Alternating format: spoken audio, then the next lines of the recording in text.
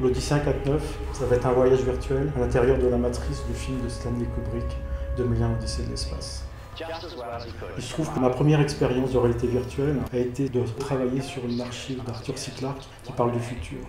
On retrouve d'ailleurs toutes les obsessions d'Arthur C. Clarke. Je propose de prolonger cette aventure formidable. Alors pour ça, j'ai d'abord fait un premier travail, un travail plastique. J'ai pris les 280 000 images du film et je les ai associées les unes à côté des autres. Et j'ai créé une image absolument gigantesque. Et ensuite, j'ai voulu l'observer. À l'intérieur de mon ordinateur, j'ai posé une caméra virtuelle. Et je me suis rapproché. Alors qu'au départ, on voit quelque chose de complètement abstrait, au fur et à mesure qu'on se rapproche, petit à petit, les séquences nous apparaissent et petit à petit, on entre à l'intérieur d'une scène où on voit les personnages.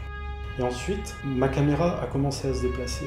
Et à partir du moment où la caméra se déplace à la cadence de 24 images par seconde, comme par magie, toutes les cellules s'animent.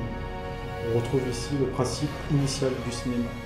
Et ça, c'est un principe que j'avais déjà utilisé dans un de mes précédents films, qui est Blade Runner Revisited. J'avais pris le film de Ridley Scott, Blade Runner, et j'avais mis en scène. J'avais joué avec toutes ces strates qui se superposaient. C'était un travail sur la mémoire fragmentée, qui était une façon déjà de rendre hommage au cinéma et de raconter le film. Mais cette fois-ci, je veux aller plus loin.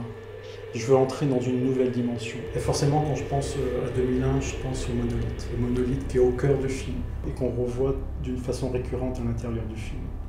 Donc j'ai pris ce monolithe et je lui ai mappé l'immense image que j'avais composée avec toutes les images du film. Grâce à la réalité virtuelle, on va pouvoir voyager à l'intérieur de la matrice. Et de nouveau, ça m'a permis de découvrir quelque chose de complètement fascinant, quelque chose que je n'avais pas vu dans le film, quelque chose qui n'est pas référencé dans les ouvrages, à savoir que de la même façon que Bowman pénètre à un moment donné dans le cœur de l'ordinateur HAL, nous on va pénétrer à l'intérieur du monolithe. Il y a un dehors et il y a un dedans. Et à partir du moment où on est à l'intérieur, j'ai découvert une analogie absolument fantastique.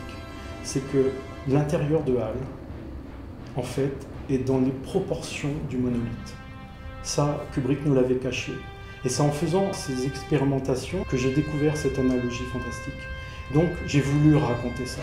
Et ça va être le début de l'expérience de ce film en 3 dimensions.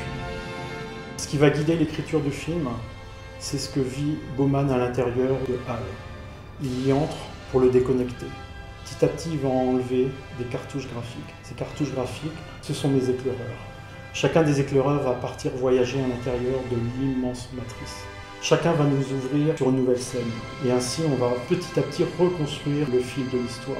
Parce que cet objet est énigmatique, parce que cet objet est plein de mystères, il est aussi mystérieux que le film peut l'être.